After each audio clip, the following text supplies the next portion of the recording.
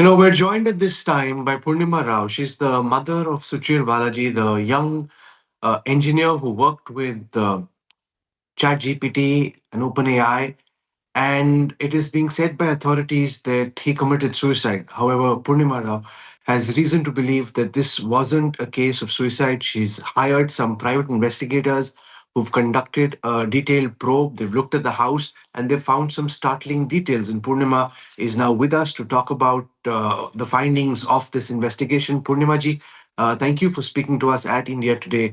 Suchir's life, was such a life where at a very young age he played an important role in trying to build OpenAI, and therefore his mysterious death has raised a lot of concerns. Could you start by explaining to our viewers, what really have you found out during the process of engaging these private investigators, and what is their report telling you? When we went to the apartment, we found that the bedroom was ransacked, and we also found there was a sign of fight in the bathroom. And when we fed the picture to ChatGPT, we figured out that the splatter of blood is not like what it's supposed to be as per the cause of death. And we also found separate spots of blood in the bathroom, indicating he may have been hit separately, other than the cause of death. And more than anything else, there was no suicide note left. In the times where they make a determination it's suicide, they take so many factors into account. The major factor is, was the person depressed? They didn't even ask us. And even today morning, when I was speaking to the attorney, he said, we checked all the CCTV. No one came in, no one went out. So we made a decision of suicide. I kept telling my attorney there are three entrances to the building, one through the garage, one through the back door. Those two don't have CCTV cameras. How do you make this determination? But the police are not listening to us. Lobbying in San Francisco is so powerful. The tech industry lobbying has introduced a lot of corruption, and a precious life of my son is gone. He was so brilliant. He wanted to make a difference to mankind. He was working on a project called Future of Dr. Visit. If he were alive today, not just for us, for humanity, he would have done a lot of wonderful things. We just not lost a son, we lost a nephew, we lost a cousin, we lost a grandson, and his, like our dreams of his marriage, being in laws, have seeing our grandkids, everything has been snatched away from us. Purnima ji, I can imagine that this is a very difficult situation for the family to have to grapple with. But if blood was found in the toilet and if the bedroom has been ransacked, and you, as a non trained individual who's not a forensic investigator, could spot this, why then do you think the local authorities and the local police were not able to spot this? Why do you think they seem to be in a hurry to declare this a case of suicide? Every day, this back and forth. You know what? Our attorney comes and tells on Saturday it's a homicide. Sunday he says it's a suicide. So this back and forth is going on from 2 weeks. At some point he comes and says it's halfway. It's not suicide. It's not homicide. Like it's they're playing games with us, our emotions. If we really are frustrated, we want some interference from MEA. My husband Balaji is a citizen of India still, and we don't find any interest in America when we cannot get justice for our son. It's a big blow to us. We went there as immigrants. Within a year after going there, 1.5 years, our son was born. All our life revolved around him. We saw him flourish. We saw him succeed. He went to UC Berkeley. He was so talented. And like I ask myself every day, beat myself every day. I taught ethics to my son. Should I have taught him to lie? He stood for ethics, and that ethics and those values took his life today. What are we supposed to teach to our son? Tell me. Your son was a whistleblower against OpenAI, and I think this might be a good opportunity, ma'am, for you to recount for our audience here in India the kind of work your son was doing and the kind of discrepancies he found with the algorithms at OpenAI and the kind of revelations he made. Well, he was not a whistleblower against OpenAI. All he was saying was the AI LLM model is harmful. It doesn't actually render the data as it is. He's explained in his publication in Suchi.net website. He gives an example. If you feed a black and white cat, it comes as color cat. So what happens to the work of artists, work of many people. And all this is not only the copyright violation, it's a harm to humanity because the data output is not as expected. People started branding him as whistleblower. Whistleblower is only when he's inside the company. He left OpenAI.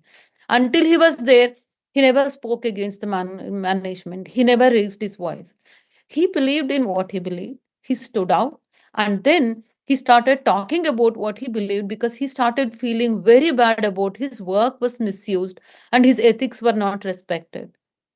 And he started teaming up, like with many different news medias. He went to New York Times. He had lined up with, he spoke to Canadian news channel. He had another interview with Associated Press, all to alert the people that it's a harm to society, it's a harm to humanity.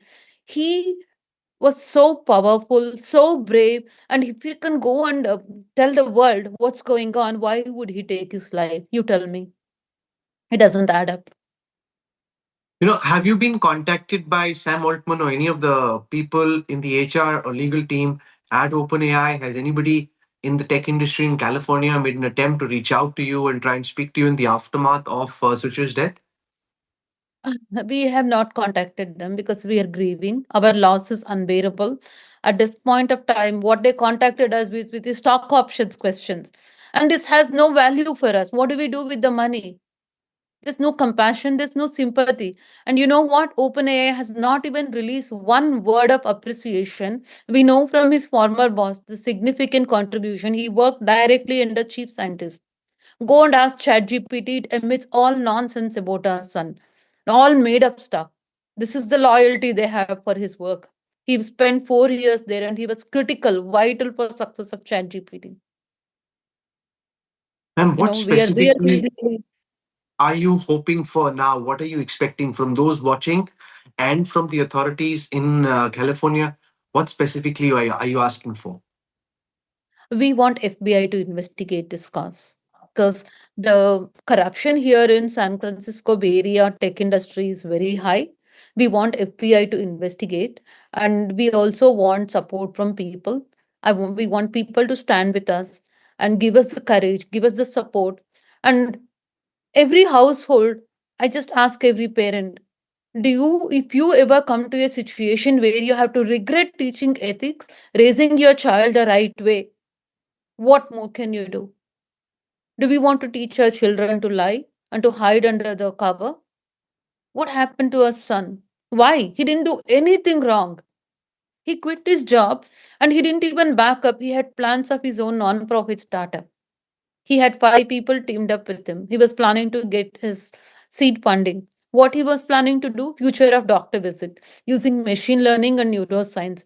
Such an amazing human being. He's not just techie, he had compassion. He was very kind. He would go out of his ways to lift people up. We have lost him. Ma'am, you said he was far from being depressed and therefore didn't seem suicidal at all. Do you want to describe his last days, your interactions with him, and what kind of mental space you thought he was in? Suchi came home on 7th. He met with us. We went for a walk. We went for dinner. He was happy. Then a week later, he went on a trip to Los Angeles with his friends.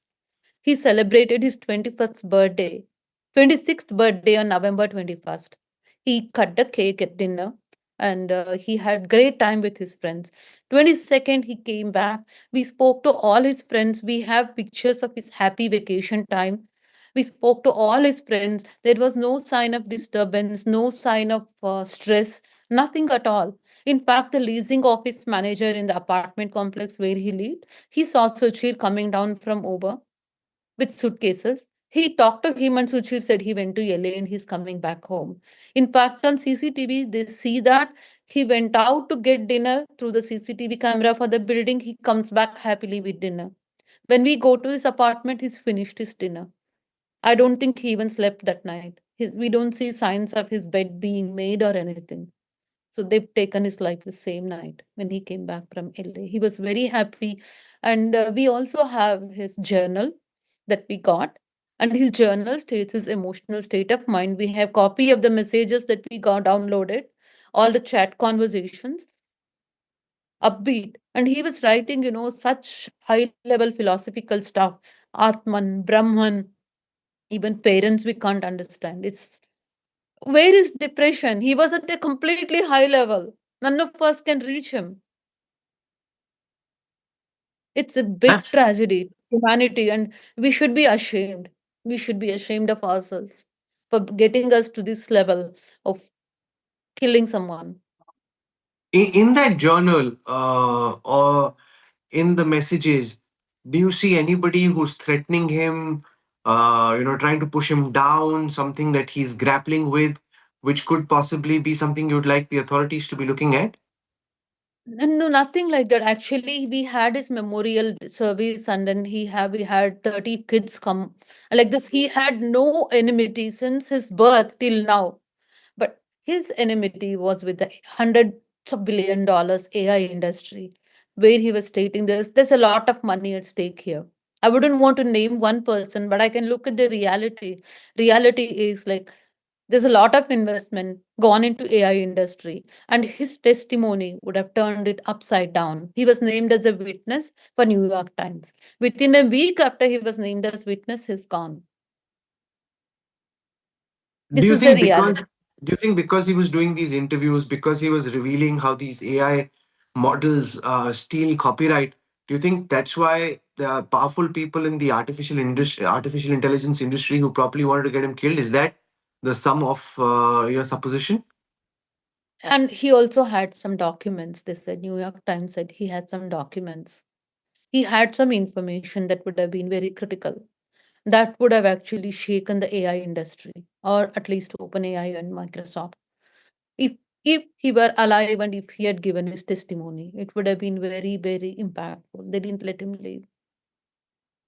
I'm not What kind saying of in documents are these? Do you have any idea where these documents are? What kind of documents are these? that we don't know yet. We need to explore. Once we get hold of his assets, once we get the permission to open his assets, we will do some forensic and find out. You're a grieving mother and the family is in shock, and I understand that. But the base of the charge that you're leveling, that whether it's Microsoft or OpenAI, that they were somehow involved in the death of your son. Now, that's a very, very serious charge to make, which at this moment, there is no evidence really, ma'am, to back. I know, like, people don't even want to listen to us. It's obvious murder. Even Elon Musk is saying it's a murder. Everyone, 99.9% of people who hear this, they know there's foul play. And why the authorities are deaf to us? They're not giving us police report. They're not giving us crime scene pictures. They're not here. Cops have the body cam. The video should be released to us. They're not releasing. And yesterday I put in a demand to for a few more like preserving the evidence and all. There's no response to that. If we don't know where we are living, what kind of place we are living in.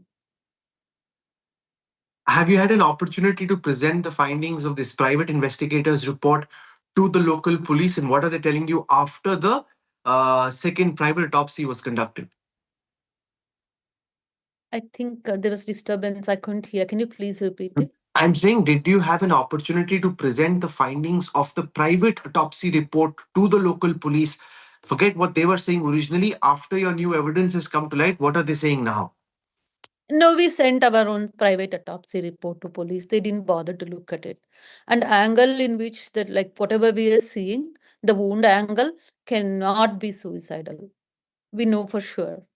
In fact, like we're trying to do more investigation, do more forensics, gather more evidence to substantiate. Our first goal is to make it homicide first. We know our son can never take his life. He was very thoughtful, he was very wise above all of us. Why would he do that? And we have evidence, not just emotions. We have evidence, we have data.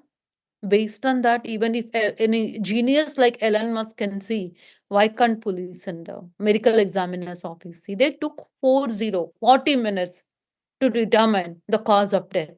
They are not ready to look at it. They're not even ready to listen to us. We just been shut down. None of our pleas to chief of police, nothing has been heard because lobbying is very, very powerful. Ma'am, In you fact, mentioned we that there were suffered. blood stains.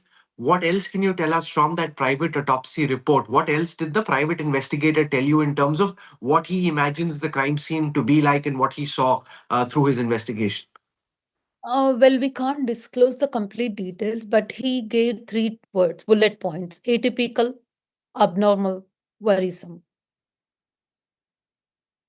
That's the brief information we have. We're waiting for detailed report. We do have the drawing and other things, but since the investigation is not complete, releasing it at this point of time may harm the case. At the right time comes, we have more evidence, we'll do a PR and we'll come to it. But what we have now is sufficient enough to say that it's not a suicide. Well, you've spoken from the heart. You're obviously, very determined to ensure that justice is done in this case of Suchir Balaji. And given the fact that his life story connected with people not just in the United States but in India and across the world, it's not just about an Indian American's problem. This is much larger. It's someone who's involved in the building of these artificial intelligence systems, and he's speaking out about some of the pitfalls he's witnessed after being an engineer deployed in the building of the system. So it's a voice that needs to be taken seriously. And as you mentioned that he'd spoken to New York Times, and soon after this mysterious death happens, and now these private investigators reports, we'll track this story very closely. What you've revealed is very disturbing. Purnima Rao, please stay strong. Our best wishes are with you. And most important, I don't know what happened, but I just hope that justice is done. Most importantly, I hope that the local police, whose job it is to be professional and to investigate this in a fair fashion, that they do their job with honesty and with integrity without bowing to the pressure from any lobbying, no matter how rich the lobbyists may be. For joining us and sharing your thoughts, ma'am, thank you. And I wish you all the best, and we'll keep tracking the story very closely. Please raise it to MEA, please raise it to the government of India. What help do you want from the Ministry of External Affairs? Because I know that Dr. Jaishankar, the External Affairs Minister, and senior officials in the MEA watch our network very closely. If they're watching at this time, Purnimaji, what's your plea and what's your appeal to the Indian government, to Prime Minister Modi, and to his Ministry of External Affairs?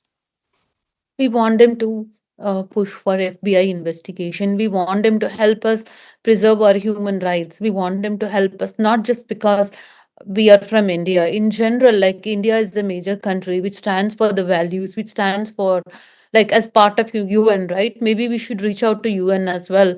This is a crime against humanity. Such a genius, such a caring, bright individual. He was not even allowed to blossom completely. 4 years of his service. That's all. We want justice. Purnimaji, stay strong, and we hope that justice is done for you and for everything that Sushil Balaji stood for. As I said earlier, we will track what happens next very closely, and we'll certainly carry this voice and this appeal to the Ministry of External Affairs in India. Thank you for joining us, ma'am. Thank you. Thank you. Thank you.